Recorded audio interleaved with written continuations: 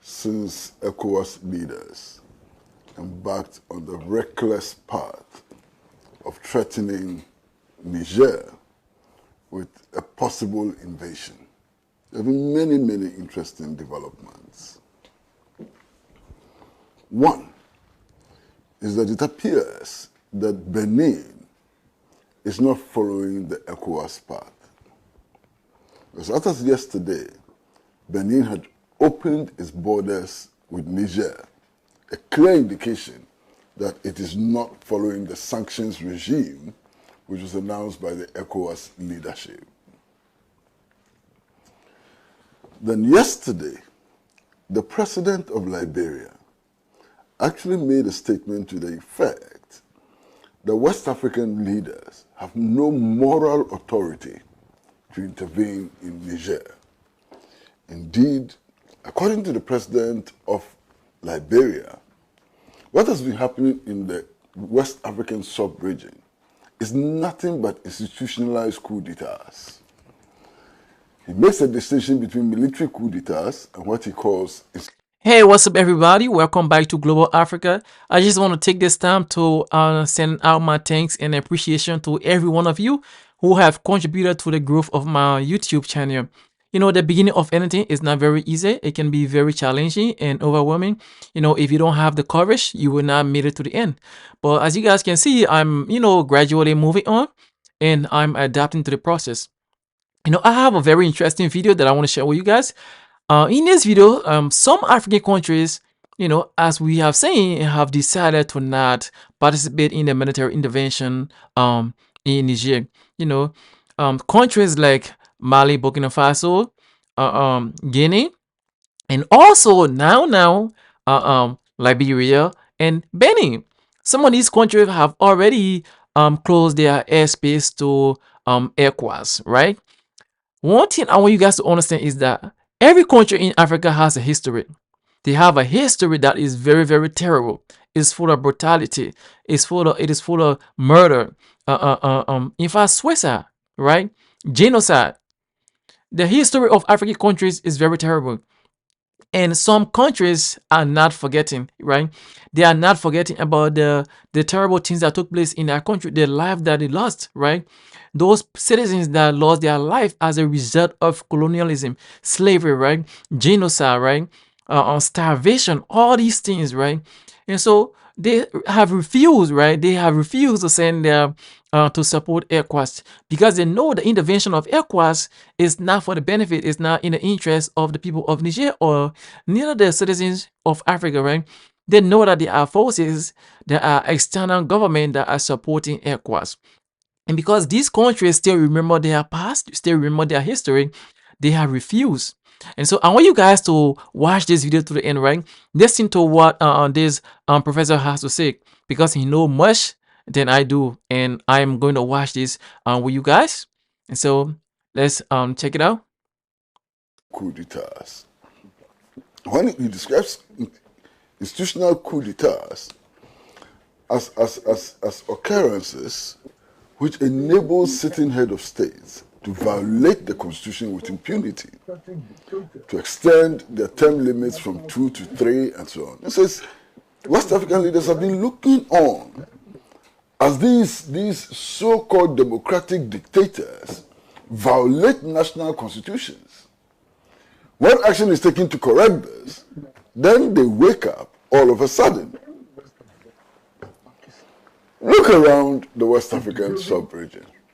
Look around. Right now, as we speak, one of the West African leaders, Macky Sall, is behaving worse than a bull in a China shop, arresting innocent citizens, dumping them in prison, firing tear gas on protesting people and so on. West African leaders have not seen these clear violations of the rights of the people of Senegal. Not complaining. He's managed to put his only viable opponent in prison. And so on. West African leaders are not complaining. Now, at a certain point, wow, Islamic insurgents had managed to seize more than 50% of the land territory of Burkina Faso. West African leaders were not worried. As far as West African leaders were concerned, that was democracy. More than 50% of the land territory of Burkina Faso had been seized by Islamic insurgents. West African leaders were not worried at all. West African leaders looked on as the Malian president behaved with impunity, shooting into demonstrators, arresting his opponents, and so on. They looked on. They were quite comfortable with that.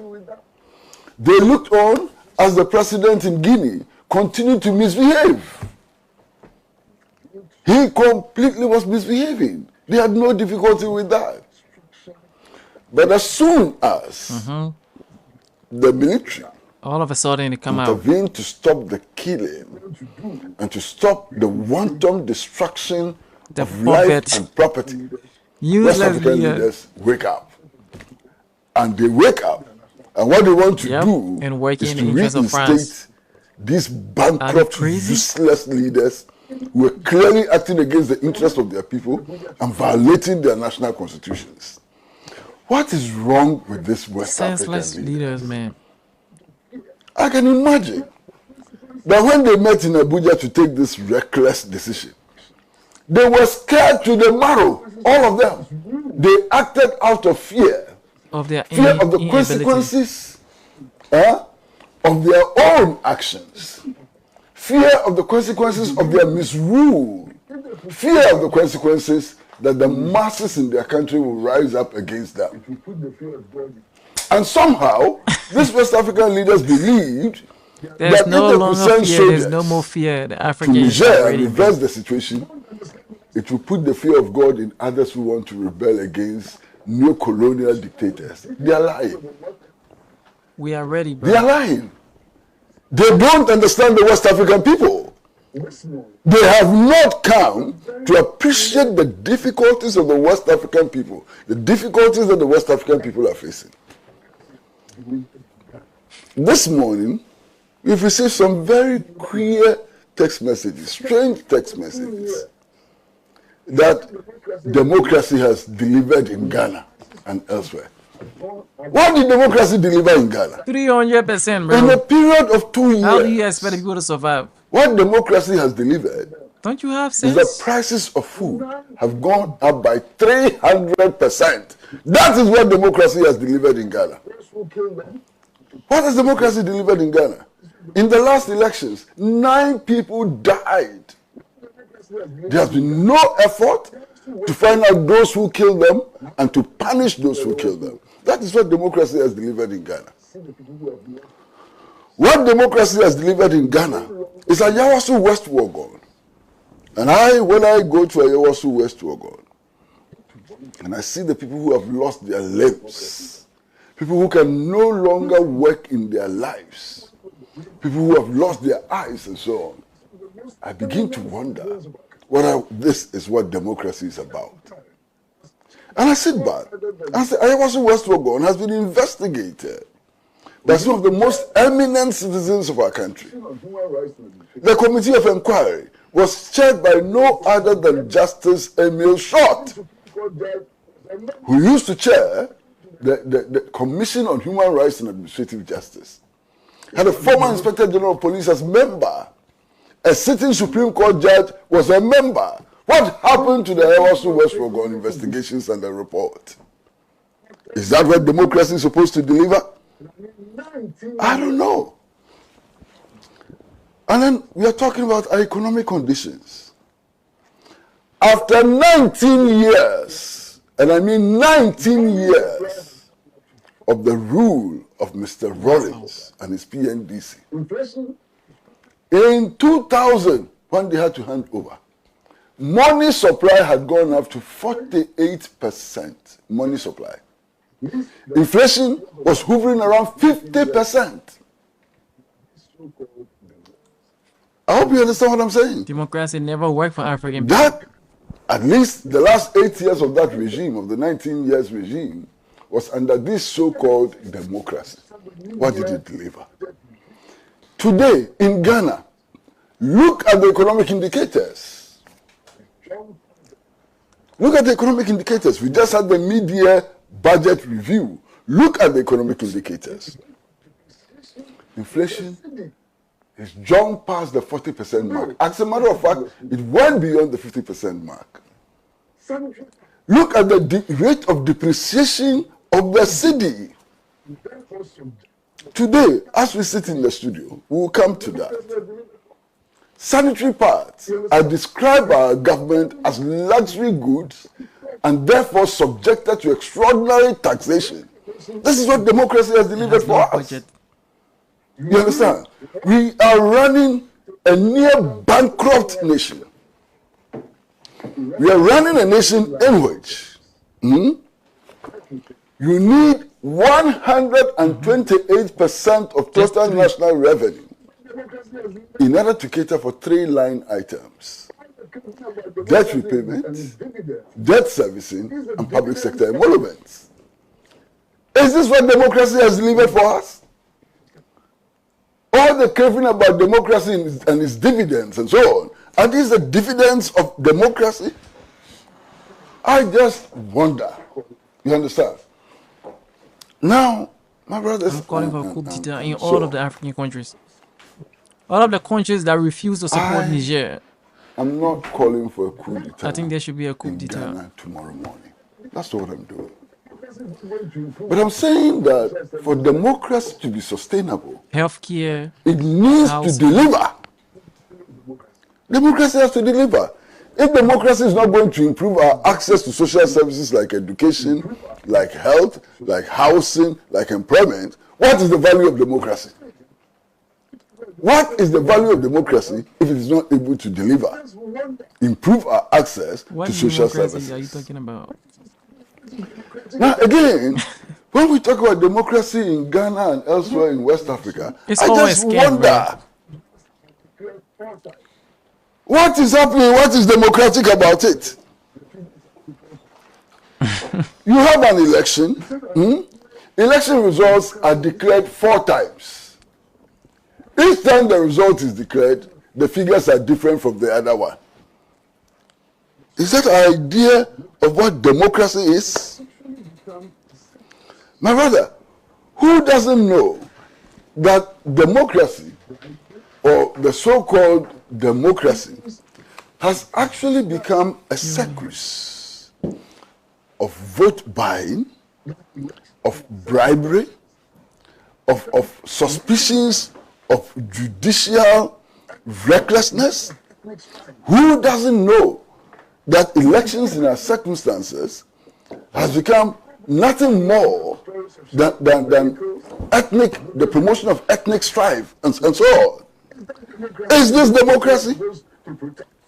Why? You go for an election, we all hear the stories of sharing of vehicles, of motorbikes, of tractors, and so on. Is that democracy, the democracy we are supposed to protect? I just wonder. This democracy, what is it? We have to be clear what kind of democracy we want to build. Because the kind of democracy we are seeing in West Africa today is not the kind of democracy that any soldier should spend his life protecting. At all. Why? Recently we went through an election, primaries. In one constituency, we heard of the father of a candidate, not the candidate himself or herself, I'm being careful, distributing cars to buy votes for his son or his daughter. All of you know that story. That is your democracy. That is our democracy in West Africa, for which we are going to send people's husbands, people's wives, people's children, people's uncles to go and die for in Niger. What's wrong with us? I mean, incredible. For several years, bro. Why? Nigeria been struggling with Boko Haram. They cannot even defeat Boko Haram. Nigeria has been riddled with the Boko Haram insurgency in the northeast for how many years? You can't fight Boko Haram. You've allowed your citizens to be kidnapped, to be killed, to be molested. Whole villages have been ransacked by Boko Haram. You can't deal with Boko Haram. You are going to move your soldiers to go into Niger to go and fight, to test the president of Niger. Are you crazy? It's unbelievable. You can't fight Boko Haram. Boko Haram is already too much for you. Boko Haram is beating you to the ground in the northeast. And then you run away from Boko Haram. You hold a meeting in Abuja to prepare to go and wage war on Niger. What are you taking the people of Nigeria for? Are you mad? Are you crazy? You can't fight Boko Haram. Boko Haram, you can't fight them. They don't have any aircrafts. I haven't heard of Boko Haram using armored vehicles and so on. They are not using drones and they are beating you. Tinubu is using. I said, no. As for Boko Haram, we can forget them. Go to Niger and fight a regular army. Better armed than Boko Haram and so on. Yeah. And Mali. What is that? Unbelievable. Guinea. When the insurgents were attacking Burkina Faso. That's how useless African leaders are. They're attacking Guinea. They've attacked Togo. They've attacked Benin. West African leaders didn't care. They didn't care. In Ghana, the intelligence reports indicate that these insurgents who are terrorizing Burkina Faso and others have actually entered Ghana. I'm not the one saying it. The intelligence reports, those that were made public, and that they've come as far down as below Tamale. No brain. You are not worried about that. You want to go and fight in Niger. What kind of leaders do we have in West Africa? What kind of leaders do we have in West Africa? Who is going to benefit the intervention of ECOWAS in Niger? It's important for us to ask the question. Who benefits France and the US from an intervention in Niger? Exactly. Clearly, the people of West Africa will not benefit from an intervention in Niger. The principal beneficiary of any such intervention is France. Prime beneficiary of the intervention in Niger. Generally, the Western Alliance, they are going to benefit from this reckless intervention in Niger. If you go to France today, 1 out of 3. 1 out of 3 electric bulbs are lighted with resources from Niger. 1 out of 3. The uranium in Niger lights 1 out of 3 bulbs in France. Now, we should be asking, what is Niger getting in return? Niger is supposed to be the 2nd poorest country in the world, in spite of the fact that it has abundant uranium resources and gold, huge gold deposits and so on. All of that goes to benefit France. Put stop to all of the shipment of the natural resources to France. Put into the export of uranium, of gold, whatever mineral you have in Niger. Put stop to the exportation. You don't want this. You want to go and attack the regime and open Niger up so that their natural resources will be exploited for the benefit of France. And you call that all democracy? All the French-speaking countries in Africa have a history. Are you mad? That is terrible. Look at the situation in all the French-speaking countries in Africa. All the French-speaking countries in Africa. All of them are compelled to place their foreign reserves in the Central Bank of France. All of them, without exception. The result of this is that the French-speaking countries are borrowing their own money and paying interest on their own money. And West African leaders are not concerned about this. For 20 years or more, they are talking about a West African monetary zone. It has never happened. They are not helping these French-speaking African states to free themselves from the economic stranglehold that France has imposed on them. Today, if neo-colonial rule over West African French-speaking countries stops, the French economy is in serious jeopardy.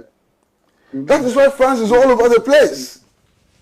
And West African leaders are comfortable with this? I wonder.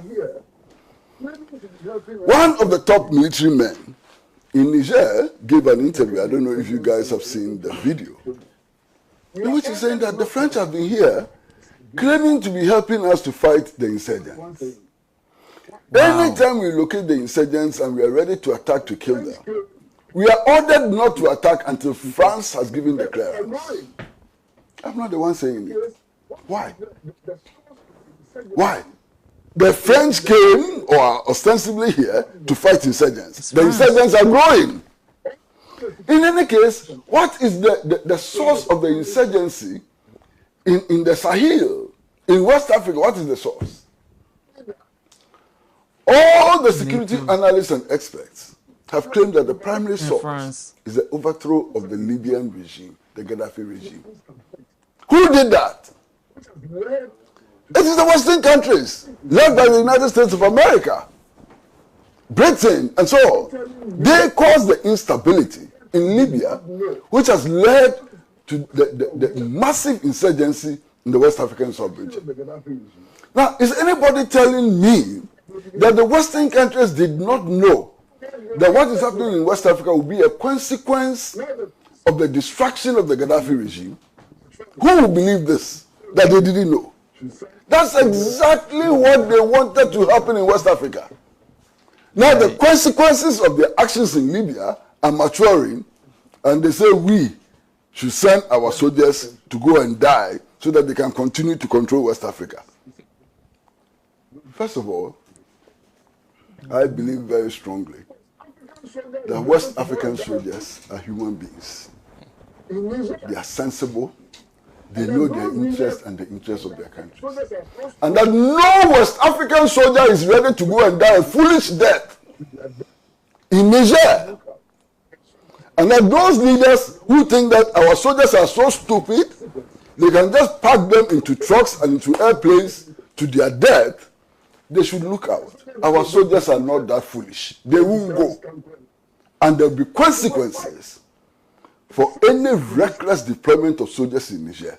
You think that the soldiers, when they go to Niger, they are going to dance tango and come back? You are sending them to go and fight, to shoot and to be shot. And which soldier is going to go to Niger and shoot and be shot just because some God-forsaken head of state has been overthrown? They shouldn't make that mistake. They should never make that mistake, because it ain't going to happen. And if they insist on sending their soldiers to go and die in Niger, there will be consequences. Consequences, some of which we cannot predict, but they definitely will be severe consequences for all of us in West Africa. Look, the security situation in West Africa is very dire. As a result of the destabilization of the Libyan regime, today we have the Azawad Liberation Movement. The Azawad Liberation Movement is seeking to establish the independent Republic of the Azawad. And they are claiming many territories of West African countries for the establishment of the Azawad Republic. Mali is affected, Guinea is affected, Burkina is affected, many others are affected. Okay? So the Azawad insurgency is on and having repercussions on the economic conditions in many West African states. Then, of course, you have the Islamic insurgents also operating. And as I said earlier, these Islamic insurgents have come very close to us. Northern Togo has been attacked. Northern Benin has been attacked. In fact, La Côte d'Ivoire is in their sights. And Ghana is in their sights. And we are sitting here thinking about attacking Niger. That's what our leaders are thinking about, attacking Niger. Look, if you take Nigeria alone, Nigeria has half the population of West Africa. A lot of people don't know. The whole of West Africa, Nigeria alone, has half the population of West Africa. Nigerian population is estimated between 230 and 240 million people. Ghana is the second most populated country in West Africa with a population of only 31 or 32 million people. You understand? The crisis in Nigeria, as at now, threatens the whole of the sub-region. Boko Haram insurgency in the northeast, low-intensity civil war in the Niger Delta, and a striving secessionist movement in the east. Nigeria is in crisis. Okay? That alone is problem enough. Our leaders, after having put on their thinking caps, and God knows what those thinking caps are made of. Bro. But they put on their thinking caps. How and the only conclusion they could how did Nigeria manage? Was to further destabilize the region by attacking Niger. These leaders, how did Nigeria manage to get a leader like Tinubu? How did West Africa end up with dunderheads as leaders? I can't believe it. But be that as it may. Some contesting up. I said from the beginning that a few things have happened since the West African leaders made this extremely reckless declaration. Yesterday, the Russian Foreign Ministry issued a statement and said they would not sit down idly for their Western opponents to intervene in Niger. That's a clear warning. Clear warning. Now, you should take this warning together with the fact that Wagner is active in West Africa. And indeed, 3 days ago, I read some report about Wagner's preparations to enter Niger. And so, that should send a serious signal. Okay? Uranium is something over which the whole world has been fighting for years. The Congolese nationalist leader Patrice Lumumba, now based on the classified documents, we can say with certainty that he was overthrown because the West feared that Congolese uranium would get into the hands of their opponents if he continued to stay in power. One of the reasons why Patrice Lumumba was overthrown. He was not just overthrown. They overthrew him, they shot him, they dissolved his body in acid and removed his front teeth as souvenirs. These people are so terrible. Because of uranium. So how do we think that the uranium deposits in Niger would not be subject to this contestation between the West and their opponents? Now Russia has made it very clear. They are not going to tolerate Britain, US, German, and so on, interventions in Niger. Now, do you know what? All of these West African countries who are talking about intervention, their economies are in shambles. On their own, they cannot raise the resources to That's what we were saying, bro. For one day. Okay? So they are hoping that they will go there and act as frontmen for the West. That's all they're hoping.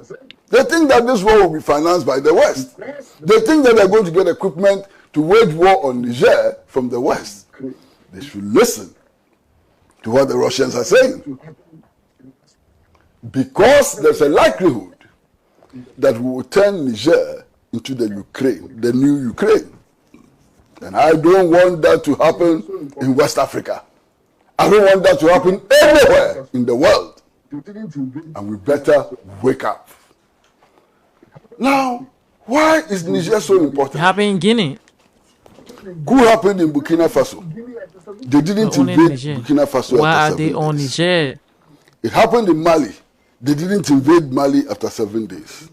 Happened in Guinea. They didn't invade Guinea after 7 days. Why are they so keen on invading Niger after 7 days, the expiration of a 7-day ultimatum? You see, Niger is the base is the largest US drone base in the world. Largest. Now, drone bases, what are they used for? Are they used to manufacture chocolates? Drone bases are used to prosecute war. And the drone base in Niger is so strategic for U.S. interests. You are going to send Corporal Owusu from Ghana. You are going to send Sergeant Mensa Poku from Ghana. You are going to send Lieutenant Niayi from Ghana to go and die in Niger, some of them are so ignorant, bro. The U.S. can maintain its drone base, its largest drone base in the world. Are you mad? Have you seen any African and you think that Sergeant Mensa Poku is going to go and die to maintain the largest U.S. base in the world, not in Africa, in the world? These leaders, African leaders are so these useless, your leaders, bro. where did you get them from? These your leaders, these your Sankwas leaders, where did you get them from? So that is the strategic value of Niger. It may be the second poorest country in the world, and it shouldn't be. A country with the reserves of gold and uranium, a country which is home to the largest U.S. drone base in the world, should not be poor. If it is poor, then something is wrong. And if something is that wrong, it must be rectified. And I don't care how that situation is rectified.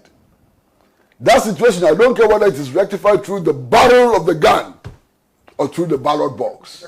It must be rectified. That, for me, is the most important thing. Now, apart from the Russian statement, I don't know if you've read the statement from the government of Algeria. Clearly in opposition to any reckless move to invade Niger.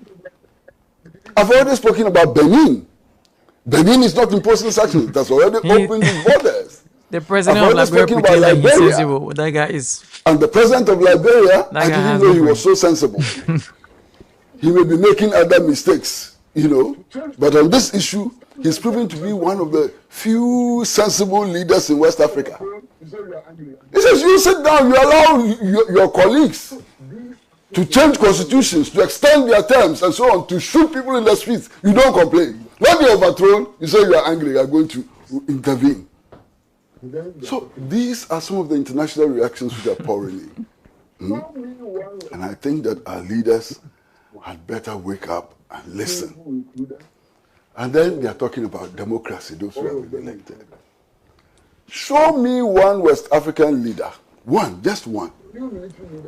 Tinubu included, Akufo-Addo included, all of them included, who is half as popular as the new military leader in Burkina Faso. These are popular leaders. Their popularity is bigger than the popularity of the so-called elected leaders. When ECOWAS sent a delegation to go to Mali, to persuade Mali to hand over, did you see the hundreds of thousands of people who poured out in the streets against ECOWAS and in support of their leadership? Tell me one West African leader who enjoys that level of popularity. Ibrahim? I mean, recently, this young Burkinabe leader returned from the African-Russia summit. Did you see the mobilization who went to meet him at the airport? Did you see the crowd? Burkina Faso, small country with a small population. Did you see the hundreds of thousands who turned up to welcome him? And why were people so enthusiastic about that young leader? Because of the statements he made at that summit. Because he addressed the African problem. Because he made it clear that the neo-colonial capitalist party is going to sink all of us. And then we had better wake up. Why has he now earned the name Nobody, Sankara? bro. Ibrahim. Why has he become so popular across the world? Show me one West African leader who is half as popular as that young man in Burkina Faso. None whatsoever. So when it comes to popular elections and so on, our West African leaders cannot pretend that they have the popularity that these coup leaders have. Look, I have seen coup regimes in this country. And as I was saying a few days ago, I have the advantage of age. You understand? I have the advantage of age.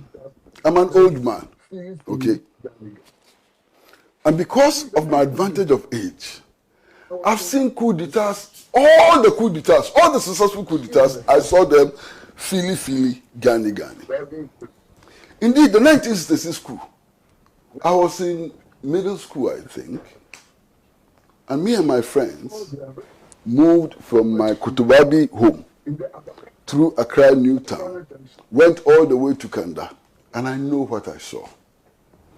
I saw the arrest of Nkrumah's security men in the Abavana house at Abavana Junction in Pikval. I witnessed it with my own eyes. You see the New Town Truck Station, where it is now. They arrested some of Nkrumah's security people, also from that white building, just adjacent to the filling station. I saw it with my own eyes. I saw how blood oozed out. I saw the molestation. I saw people being beaten for not demonstrating in support of the coup. I saw all with my own clear eyes. I went to Kanda that morning. You see those small story buildings dotted around opposite the Czech embassy.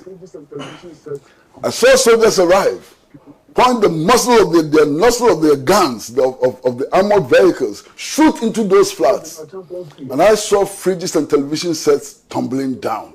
I saw people being killed and so on. I saw it with my own eyes. I saw General Champon's coup. Of course, it was bloodless. It was perhaps the most gentle coup that ever took place in our country. Okay? I saw it with my own eyes. I saw June 4th. I saw June 4th. And I saw our mothers. You know, I saw elderly women being stripped naked in the streets and their private parts being whipped, and so on. I saw it with my own eyes. Why? December 31st, I saw and experienced it. By the time it was over, 246 Ghanaians were missing. You can trace them. I signed a petition to the Commission on Human Rights and Administrative Justice for investigations into the 246 disappeared. And the commission wrote back to say that if they started an investigation, it will open a Pandora's box. What did that mean? What did that mean? That it will open a Pandora's box. You know, so I've seen it all. And I don't wish that to happen to my people, to this country. I don't want ever to see a Kania again. I don't want to see a situation in which 246 people are missing. They cannot be traced. It cannot be investigated. I don't want to see that. You understand? I don't want to see all the atrocities which were committed by these coup regimes. I don't. But you see, if we don't want to see those atrocities revisited on us, then we must behave in ways which make it impossible for coups to take place. I don't think that in West Africa we are doing the things which will prevent the reoccurrence of coup d'etats. Everything we are doing in West Africa is to invite coup d'etats. That's what we are doing. We are doing everything against the Constitution, anything against the Constitution, anything which annoys people. African politician, right? You come from the New Patriotic Party. You are campaigning for Alan Martin. No problem with that. You, we need a military across Africa. Why? We need a unified military. When you speak against some of the things which are happening in your own internal party election, what is the response of the Bawumia team? If you don't like it, go and form your own party. What does that mean? This impunity, this arrogance. You, Bawumia, you joined this party in 2008, and your campaign team has the effrontery to tell foundation members of the party to leave the party and go and form their own party because your campaign team is doing things that they don't like. If you take this attitude into government, will you not be inviting coup d'etats? Ahmed Swali was killed. How many years ago? There has been no conclusive investigation about who killed Ahmed Swali. What are you telling us? Are you telling me, as a journalist like Ahmed Swali, to have confidence in this so-called democratic system, who cannot find out who kills me, who does not care whether journalists are killed or not killed? What will be the basis of that confidence? What will be the basis of that confidence in the so-called democratic system? So look, it is time to ask the important questions. It is time to ask those who claim to be our leaders to do the proper things. Why? The Constitution is clear. You can't engage in any foreign agreement. You can't sign foreign agreements without parliamentary approval. They are signing agreements without parliamentary approval. And they say it is democracy.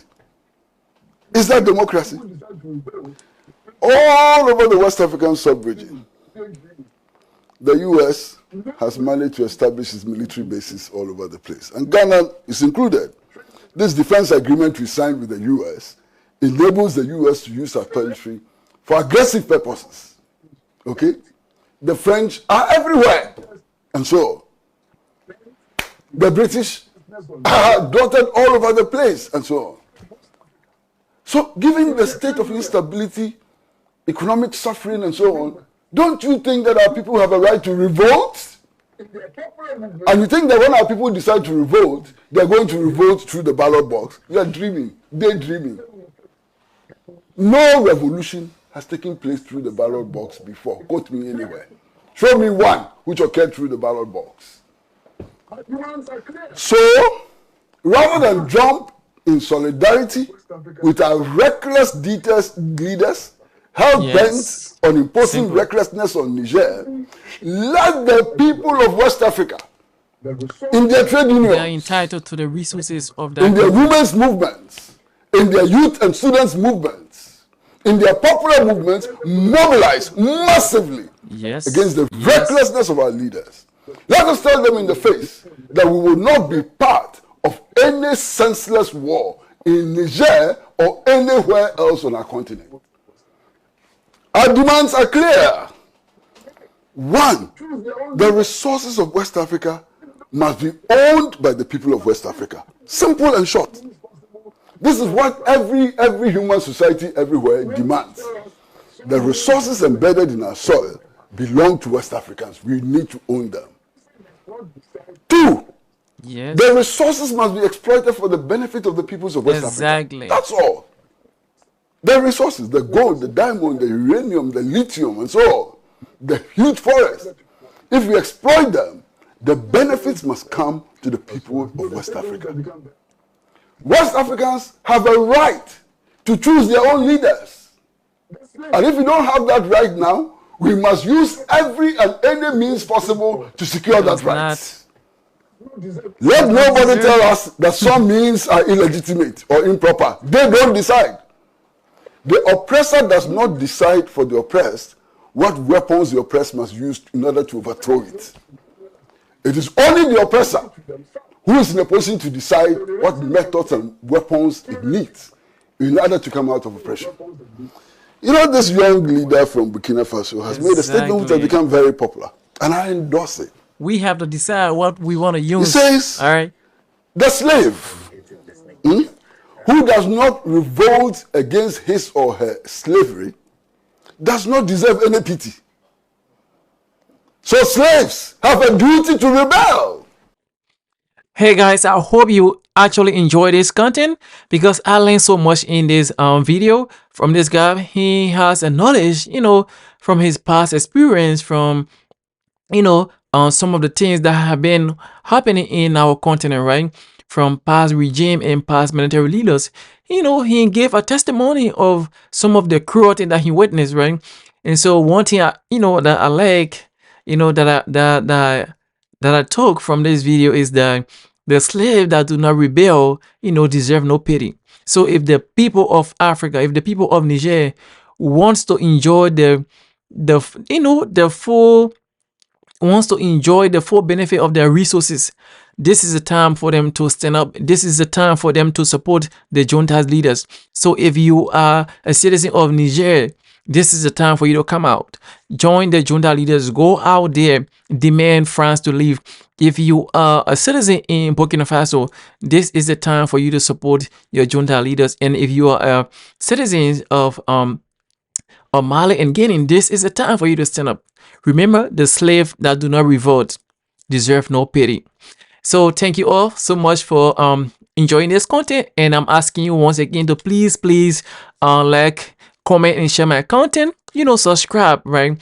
Because you do not want to miss my future content. I promise you guys I'm going to be very much consistent in uploading content on my YouTube. So with that being said, I'm going to see you in my next video.